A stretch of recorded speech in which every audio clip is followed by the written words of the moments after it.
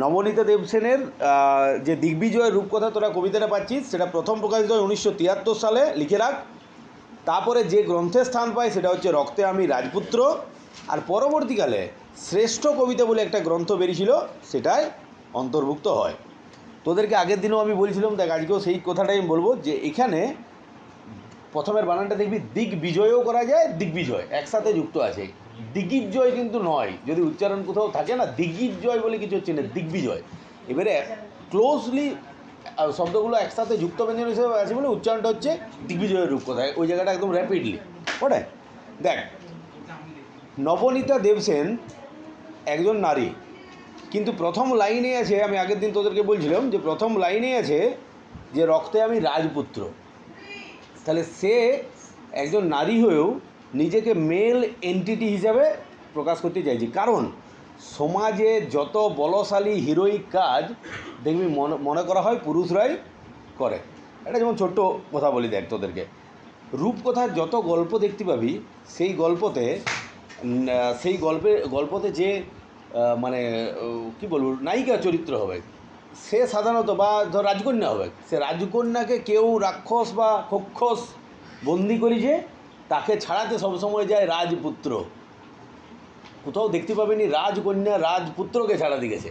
তাহলে বরাবর রাজপুত্রকেই প্রাধান্য দেওয়া হয় বলশালীতে। তাই নবনীতা সে নারী হয়েও সে বলছে, বাইরে তুমি আমাকে নারী হিসেবে দেখতে পাচ্ছ, কিন্তু আমার রক্তটা একজন রাজপুত্রের মতো, মানে সাহসের দিক দিয়ে, বলের দিক দিয়ে, কার্যকারিতার দিক দিয়ে, সমাজে উপযোগিতার দিক দিয়ে আমি I am not less than a male entity, এইটাই বলতে চাইছি। দেখ, প্রথম এবার কবিতায় আসি। রক্তে আমি রাজপুত্র বলছে, আমি নারী হলেও রক্তের মধ্যে দিকে, মানে আমার শিরায় রাজপুত্রের মতো সাহস বইছে। হলেনি বা দুঃখিনী জননী, দিগ্বিজয়ে যেতে হবে। বলছে মা আমার হোক না দুঃখিনী, কিন্তু আমাকে দিগ্বিজয়ে যেতে হবে। এবার জিনিসটা দেখ, সাধারণ মানুষের ক্ষেত্রে কথাটা কীভাবে প্রযোজ্য হবে। একজন রাজা দিগ্বিজয়ে যাচ্ছে, এটা মানা যায়। সে চারিদিকে, যেমন পূর্বকালে তোরা অশ্বমেধ যজ্ঞের কথা শুনেছিস, অশ্বকে মানে যজ্ঞ করে ছেড়ে দিয়ে হতো ঘোড়াকে, সে যে রাজ্যের উপর দিয়ে যেত, সেই রাজ্যের যদি রাজা তাকে ঘোড়াটা ধরতো, তাহলে কিন্তু তার সঙ্গে যুদ্ধ করতে হবে। যুদ্ধে হারলে পুরো রাজ্য গেল এবং মৃত্যুও হতে পারে। আর যদি না কিছু বাধা যেত, তার মানে ধরে নিয়ে হতো ওই রাজ্যটা আমারই বটে, আমার যদি ঘোড়া যেত। সেরকমভাবে দিগ্বিজয় হচ্ছে একটা, সেরকম দিগ্বিজয় বলছে চতুর্দিক জয় করা। সাধারণ মানুষের ক্ষেত্রে কী হচ্ছে, জীবনে অনেক স্ট্রাগেল, অনেক কিছুকে উতরে যেয়ে পর কাঙ্ক্ষিত সাফল্যে পৌঁছানো। তা সেটা বলছে রক্তে আমি রাজপুত্রের মতো বল সাহস আমার আছে। হলেনি বা দুঃখিনী জননী, বলছে মা আমার যতই দুঃখিনী জননী হোক, দিগ্বিজয়ে যেতে হবে, আমাকেও আমার অভীষ্ট লক্ষ্যে পৌঁছাতে হবে এবং কঙ্কার করতে হবে, জয় করতে হবে। দুয়োরানী দিলেন সাজিয়ে, এখানে রাজপুত্রের মা কেমন, দুয়োরানী দিলেন সাজিয়ে। বলছে লেখিকা বা রক্তে সে বলছে আমি রাজপুত্রের মতোই বলশালী, বলছে তার মা যতই দুঃখিনী হোক, গরিব হোক, কিন্তু সাজিয়ে দিয়েছেন তাকে দিক জয় করার জন্য উপযুক্ত সরঞ্জাম দিয়ে। বলছে কবচ কুণ্ডল নেই, ধনুক তৃণীর শিরস্ত্রাণ কিছুই ছিল না। বলছে যুদ্ধে যাওয়ার জন্য, যুদ্ধের সঙ্গে এখানে তুলনা করছে, যুদ্ধে যাওয়ার জন্য যে স্বাভাবিক সরঞ্জাম কবচ কুণ্ডল সেটাও নেই, তীর ধনুকও নেই, এমনকি মাথাকে রক্ষা করার জন্য সেই মুকুটও শিরস্ত্রাণও নেই। বলছে আমার দিগ্বিজয় করব, মানে আমি যে অনেক কিছুকে জয় করব, সেই জয় করার জন্য উপযুক্ত সরঞ্জাম। আগের দিন তোদেরকে আমি পড়াশোনার উদাহরণ থেকে বলছিলাম যে একজন ভালো মানে খুব ভালো জায়গায় পৌঁছাতে গেলে এখনকার দিনে অনেক কিছু প্রয়োজন, টিউশনি দরকার, ভালো বই দরকার, পিডাব্লিউ দরকার। আগের দিন কোথায় বলছিল, সেরকম বলছে আমার কাছে কিছুই নেই। তাহলে কি আছে, শুধু আশীর্বাদী দুটি সরঞ্জাম। বলছে আমার কাছে আছে দুটি আশীর্বাদী সরঞ্জাম। এক কি, এই জাদু অস্ত্র। বলছে আমার কাছে একটা জাদু অস্ত্র আছে। রূপকথার যুদ্ধের সঙ্গে তুলনা করা হচ্ছে, প্রথমে যুদ্ধের কথা বলবো, তারপরে বাস্তবের সঙ্গে তুলনা করবো, ঠিক আছে। এই জাদু অস্ত্র, মরুপথে সে হয় উট। বলছে আমার কাছে একটা জাদু অস্ত্র আছে, যে আমার রাস্তাতে ওই পথে যদি বাধা হয় মরুপথ, তাহলে তখন সে উট হয়ে যায়। আকাশে পুষ্পক, বলছে আকাশ যখন, যদি আকাশ কোথাও পেরিয়ে যেতে হয়, তখন সেটা হয়ে যায় পুষ্পক। পুষ্পক কী বটে, আমরা জানি কুবেরের, ধনরাজ কুবের, তার রথ হচ্ছে, উড়ন্ত রথ হচ্ছে পুষ্পক। সেই পুষ্পক রথকে পরবর্তীকালে রাবণ চুরি করে নিয়েছিল, পরবর্তীকালে সীতাহরণ সেই পুষ্পক রথে রাবণ এই চারদিকে ঘুরে বেড়াতে উঠেলি। যাই হোক, আকাশে পুষ্পক, আর সপ্তডিঙা সাজে সিন্ধু জলে, আর সমুদ্রের মতো জল পড়লে তখন সপ্তডিঙা হয়ে যায়। মানে আমার কাছে এমন একটা জাদু অস্ত্র আছে। তো বলবি এটা কি বাস্তব? রূপকথার জগতে সব সম্ভব। রূপকথায় ভিতরের অর্থ আলাদা আছে, আমি তোদেরকে বলছি। বাস্তব বাইরের অর্থ কি, আমার কাছে একটা জাদু অস্ত্র আছে, যে অস্ত্রটা মরুভূমিতে উট হয়ে যেতে পারে, আকাশে যদি দূরত্ব যেতে হয় তখন পুষ্পক হয়ে যেতে পারে, আর সমুদ্র পড়লে তখন সপ্ত ডিঙ্গা হয়ে যেতে পারে। তেপান্তরে পক্ষীরাজ, আর যদি তেপান্তর শব্দের সমাস হচ্ছে তিন তিন তিন প্রান্তরে সমার তৎপুরুষ, এই সমার দিকেও, তাহলে তখন কি বলতে চাইছে যে যদি বহু দূর পেরিয়ে আমাকে যেতে হয় তখন সেটা হয়ে যায় পক্ষীরাজ ঘোড়া। ঘোড়া মানে সেই তোরা শুনেছিস যে তার ডানা আছে, তার নাম রেখেছি বিশ্বাস।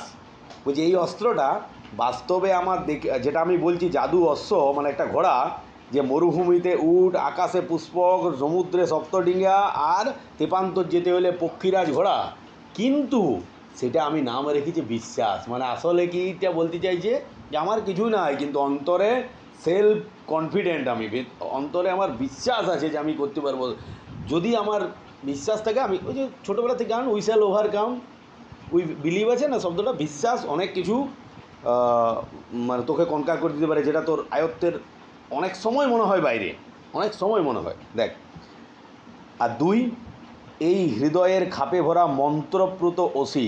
বলছে আরেকটা অস্ত্র কি, আমার হৃদয়ের মধ্যে ভরা একটা মন্ত্র বলা অসি। আগেকার দিনে যুদ্ধের সময় ছিল একটা তরোয়ার একটা মন্ত্র দিয়ে দেওয়া হতো, সেটা আরও পাওয়ারফুল। মন্ত্রের জোর মারাত্মক ছিল, মন্ত্রের জোর এখনও মারাত্মক আছে। যদি কেউ স্বাভাবিকভাবে শিব তাণ্ডব স্তোত্রম উচ্চারণ করিস, একটা আলাদা ভাইব্রেশন। যদি ধর জটাটবি গলজ্জল প্রবাহ পাবিতস্থলে গলৈবলম্বলম্বিতং ভুজঙ্গতুঙ্গ মালিকম ডমড্ডমড্ডমড্ডম নিনাদবড্ডমর ভয়ং চকারচণ্ড তাণ্ডবম তৃণোতনা শিবাশিম, যদি স্তর দিয়ে উচ্চারণ করিস এটা আলাদা ভাইব্রেশন। আবার ওম শব্দটা যদি ভালো করে ধ্যান করতে পারিস গভীরভাবে, সে ভ্রামরীর মতো করে, ভ্রামরী জানিস তো, ভ্রামরী হচ্ছে কান দেবের পর চোখ দাবা দিয়ে পর করে ভিতরে ওম করিস, একটা আলাদা প্রশান্তি আছে। কোনো সময় ট্রাই করবি। ব্রেনের তরঙ্গকে মাপার যে যন্ত্রগুলো হয়, সেই যন্ত্রে কিন্তু সেই সময় দেখা যায় আলাদা রকম একটা প্রশান্তি এনে দেয় ব্রেনকে ওম শব্দটা। তা মন্ত্রের জোর বরাবর আছে। বলছে দ্বিতীয় অস্ত্রটা আমার কাছে যেটা আছে সেটা হচ্ছে হৃদয়ের খাপে ভরা একটা মন্ত্রপ্রুত অসি, তরবারিটা কেমন, শানিত ইস্পাত খণ্ড। লোহাকে ইস্পাত তৈরি করে দেওয়ার পরে সেটা কিন্তু অভঙ্গুর হয়ে যায়, অলমোস্ট আনব্রেকেবল, মানে আনব্রেকেবল নয়, অলমোস্ট আনব্রেকেবল। তো বলছে এইটা কী হয়ে যায়, ইস্পাত খণ্ড, যা অভঙ্গুর। নাম ভালোবাসা। দ্বিতীয় অস্ত্রটার আমি কি নাম রেখেছি, ভালোবাসা। যেটাকে অনেক সময় তুই জোর করে জয় করতে পারবি না, সেটা ভালোবাসা দিয়ে জয় করতে পারবি। অনেক সময় চরম শত্রুও কিন্তু ভালোবাসার জন্য মিত্রতে পরিণত হয়। তবে বিভিন্ন জায়গা আছে, দেশ ভাগের সময় ভালোবাসা কাজ করেনি, গান্ধীজি যতই বলুক 1%ও কাজ করেনি, সেটা তোরাও জানিস, আমরাও জানি। একটু আধটু কোনো সময় কাজ করেছি, ভাবি যে বিরাট কাজ করেছে। নাহলে সত্যি কথা বলতে যদি বলিস যে ইংরেজি এক চড় মারলে আরেক গাল পেঁচিয়ে দেবো, তু আর আরও 4 চড় মারিয়ে দিবি। মানে ওরা ওরকম টাইপের জাত রয়েছে না, তোরা বলবি না মেরে তুই গালটা পেঁচিয়ে দিল তাহলে আর মারবো না। তুই গোলাপ ফুল দিলে ওরা তোকে ব্লাডি ফুলই করবে, কিছু করার নেই। দেখ, অভঙ্গুর, নাম ভালোবাসা, ওখানে নেতাজি প্রয়োজন, ভগৎ সিংই প্রয়োজন, শক্তিগুরু এই কি রাজগুরু মতো লোকই প্রয়োজন। দেখ, হ্যাঁ, ও নাম ভালোবাসা। তাহলে প্রথম অস্ত্র কী ছিল, যেটাকে জাদু অস্ত্র রূপকে বলেছিল, প্রথমটা হচ্ছে বিশ্বাস। আর দ্বিতীয় অস্ত্র কী ছিল, ভালোবাসা। এই ভালোবাসার মাধ্যমে যেটা অভঙ্গুর, কেমন ভালোবাসা, আনব্রেকেবেল, মানে কোনো কিছুর বিনিময়ে ভালোবাসাটা দূর হবে না, সেরকম অস্ত্র দ্বিতীয় আছে। তাহলে বুঝতে পারলি, একটা এলিগরিক্যালি রূপকার্থে একটা বোঝাচ্ছে যে কোনো রাজপুত্র যুদ্ধ করতে যাবে, যেটা কোনো নারী আছে তার মধ্যেই রাজপুত্রের ন্যায় শক্তি আছে অন্তরে, সে যুদ্ধ করতে যাবে, সে তার যুদ্ধের সরঞ্জাম হিসাবে এমন একটি ঘোড়া আছে, যে ঘোড়াটা মরুভূমিতে উট, আকাশে পুষ্পক, সমুদ্রে সপ্তডিঙ্গা, আর তেপান্তরে পক্ষীরাজ হয়ে যায়। সেটা আসলে কি, আর ভিতরের বলতে চাইছি কি বিশ্বাস, কোনো কাজ করার আগে বিশ্বাস, সেই বিশ্বাস কাজটাকে উতরিয়ে দিতে পারে। আর দ্বিতীয় হচ্ছে আমার বিশ্বাস তো আছেই, তার সঙ্গে মনের ভিতরে মনের হৃদয়ের খাপের একটা তরবারি আছে ইস্পাত দিয়ে তৈরি। সেই তরবারিটা কিসের, ভালোবাসার তরবারি। কেন ইস্পাত কথাটা বলেছি, ওই ভালোবাসাটা অভঙ্গুর। মানে তোকে আমি বলছি যে তোকে আমি বিরাট স্নেহ করে ভালোবাসি, তোর একটা কাজ আমি তোর প্রতি আর ভালোবাসা নাই, এই জিনিসটা নয়, মানে চিরস্থায়ী একটা ভালোবাসা। এই দুটো অস্ত্র বাইরে স্বাভাবিকভাবে, আর তোদের বাস্তব জীবনে এই দুটো। আর রূপকথার হচ্ছে সত্যি সত্যি তরবারি, আর সত্যি সত্যি ওই জাদু অস্ত্র। কিন্তু তোদের জীবনে কি, একটা হচ্ছে বিশ্বাস আর একটা হচ্ছে ভালোবাসা, দুটোই অনেক অসাধ্য সাধন করে দিতে পারে। দেখ, নিশ্চিত পৌঁছাবো সেই তৃষ্ণাহর খরজুরের দ্বীপে। খরজুরের দ্বীপ বলতে আগের দিন কোথায় বলছিলাম, খেজুরের দ্বীপ। খেজুর সাধারণত পাম জাতীয় গাছ, এগুলো সাধারণত মরুভূমির মধ্যে যে জায়গায় একটু জল থাকে, সামান্য জলের মধ্যেও ওরা হয়। তুই একটা ধর জীবনের কঠিন পথটাকে মরুভূমির সঙ্গে তুলনা কর, সেই জীবনের কঠিন পথটা পেরিয়ে যেতে যেতে যেতে যেতে হঠাৎ করে মরুদ্যান দেখতে পারি, মানে হঠাৎ করে সাফল্য দেখতে পারি। সেই সাফল্যরূপ জলটা তো মারাত্মক, মরুদ্যানের জলটা তো তখন মনে হবে অমৃত সমান, বটে কি না? সেই খেজুর গাছ, সেই খেজুর গাছের কাছাকাছি জল, সেটা অমৃত সমান মনে হবে। সেরকমভাবে জীবনের কঠোর মরুভূমিতে, জীবনের যাত্রাপথের কঠোর মরুভূমিতে সামান্য সাফল্য হচ্ছে এই খরজুরের দ্বীপ।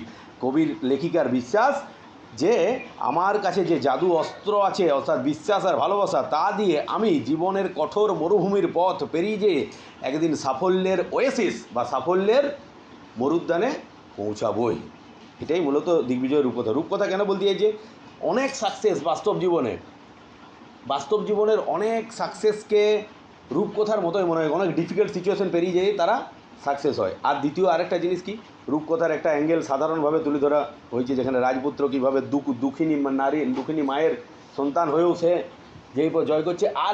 মানে আরেকটা জিনিস কি বলা হচ্ছে, নবনীতা দেব সেন নারী হয়ে ওমেন এম্পাওয়ারমেন্টের কথা বলছি, যে শুধু পুরুষরাই সব জায়গায় শক্তিশালী নয়, বাইরের দেহ হিসাবে আমি নারী, কিন্তু আমার মধ্যে তোমরা যে পুরুষের শক্তি বলছো, সেই শক্তিও আমার রক্তে বহমান আছে। এই সব দিক থেকেই তুলে ধরেছে কবি।